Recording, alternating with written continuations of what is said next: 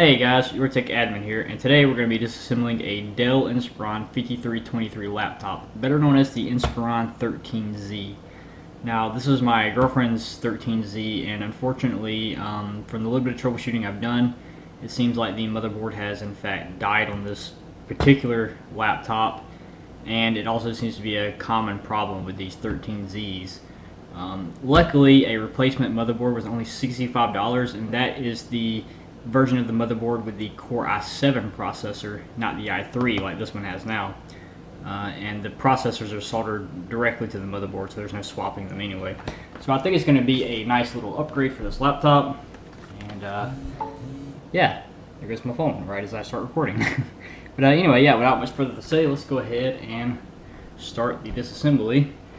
I've got my little iFixit toolkit here, so you can see the tools I'm using. Also got a little magnetic tray to keep track of screws, and yep, that's pretty much all we're going to need. So we'll go ahead and get started. So let's cue up the time lapse. Well, not really a time lapse. Let's cue up the music and the speeded up footage. All right, let's go.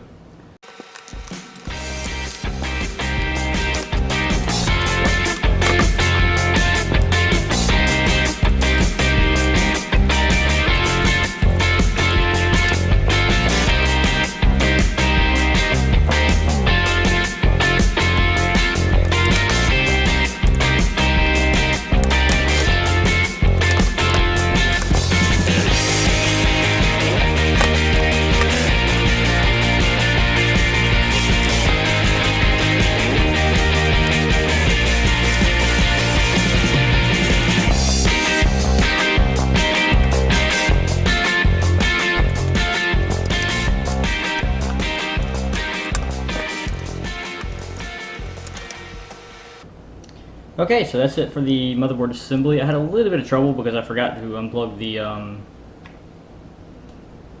the antenna wires off of the wireless card on the bottom, and you have to remove the fan before the heatsink will slide out from under it. But other than that, it was pretty much straightforward. Didn't really have any trouble with anything else. I did forget to remove a screw out of the bottom, so if the top bezel doesn't feel like it wants to snap off all the way, just check and make sure you haven't missed any screws. Other than that, pretty much straightforward, just like taking apart any other laptop. Now there are a few things that we have to remove from this motherboard that the new motherboard will not have on it, so I'm going to go ahead and close the chassis and get it out of the way, and we will focus on the motherboard. Okay, so number one is the heatsink. The new one will not come with one of these, and it's just 4 screws. They're numbered, so loosen them up, each up just a little bit at a time, according to their number. Usually you only have to go around once, yeah, or twice, I mean. And yep. So careful with this. This is going to have thermal paste on the bottom of it, and that stuff is messy. It will get everywhere. My particular motherboard does come with the battery, but yours may not, so we're going to go ahead and pop it out. It should be fairly easy. Should just pop right out. Well, I need a flathead. Might make it a little easier. Yep, there we go. The motherboard, or the battery comes out. That's just for the BIOS. It's just regular CR2032. No big deal. If you don't remember to get that off of your old motherboard or something, you throw it away. You can get those at Walmart for like $6. Not a huge deal. So let me switch back over, and the last thing is, of course, the wireless card, and it's just held in with one screw, which was in there very tightly. Alright, and then it just slides right out. There you go. And of course, if you haven't already, you'll want to take the RAM out as well. So now that we have that done, this is pretty much garbage, and we wait for the new one to arrive. So yeah, let's go ahead and do that. Alright, it's now a few days later, and I have my new motherboard. This is the Core i7 model as opposed to the old board, which was the Core i3 model. I'm just going to make a quick note real quick. That makes total sense. Anyway, the wise among us would be using an anesthetic wristband when handling sensitive electronics such as this motherboard. I am not wise, so I am not doing that. If you have a problem with me not doing that, I'm sorry. This is my equipment, so I'll handle it how I want to. If you wish to avoid the possibility of damaging your motherboard, wear an anesthetic wrist bracelet and don't complain to me that I didn't.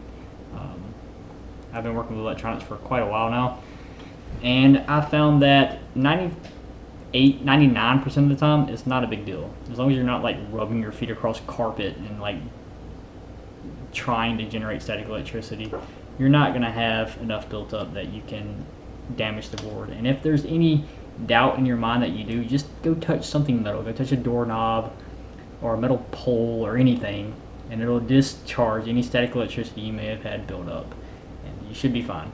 But anyway, the first thing we have to do before we can actually start installing this into the laptop is we have to put this heatsink back on.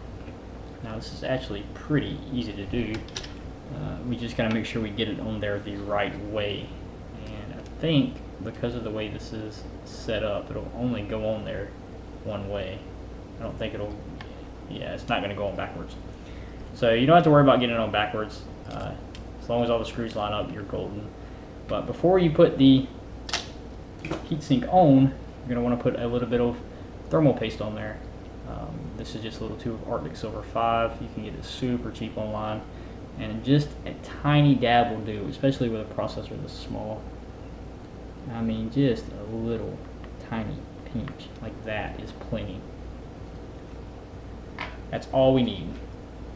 So now we're going to line this up, and I'm going to get my screwdriver ready so I can go ahead and screw it down.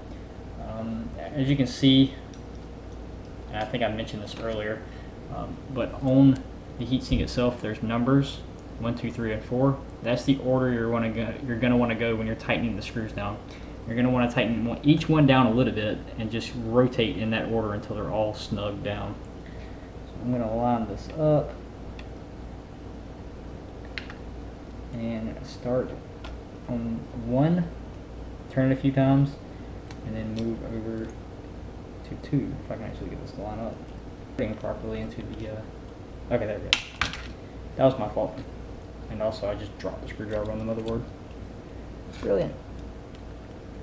Okay, so yeah, they do line up, it just took a little doing. But anyway, you're going to want to line them up and turn each screw about 2 times and then move on to the next one. And there we go. So it's not super critical, but it's definitely the best way to do it. I don't think it'd really hurt anything if you did it in the wrong order, but you definitely would probably not get the thermal paste to spread out as evenly as you would otherwise. But now that we have that done, we're going to go ahead and begin the reassembly. So we will start the fast forwarding now.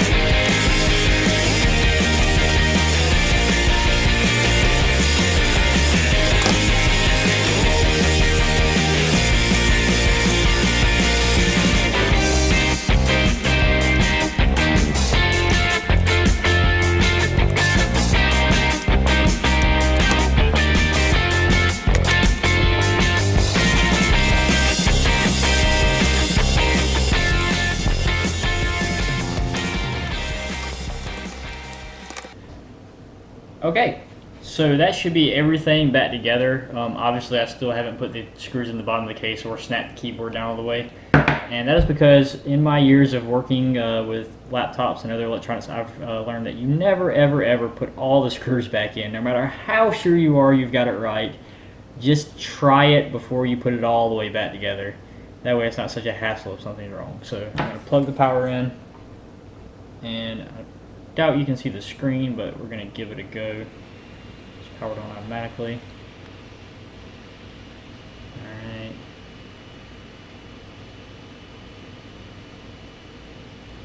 It's in some sort of manufacturing mode. But, that being said, it does look like it's booting into Windows. I'm gonna let this boot up. Just gotta bring this around here so you can see what's going on.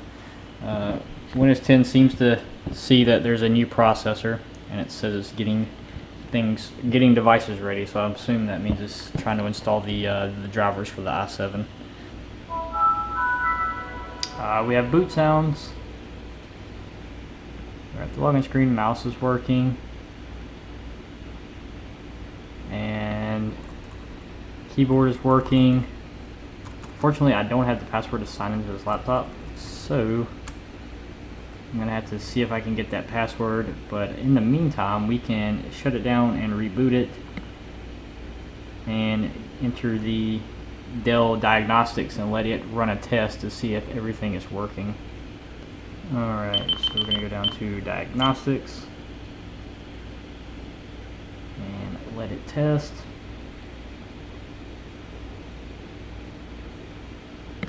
Yes, the colors were displayed.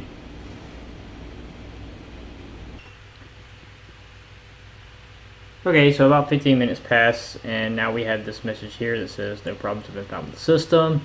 So I'm going to go ahead and reboot it, and I actually now have the password. So we'll boot up into Windows, log into Windows, and make sure everything seems to be okay there, and then we'll go ahead and put everything back together.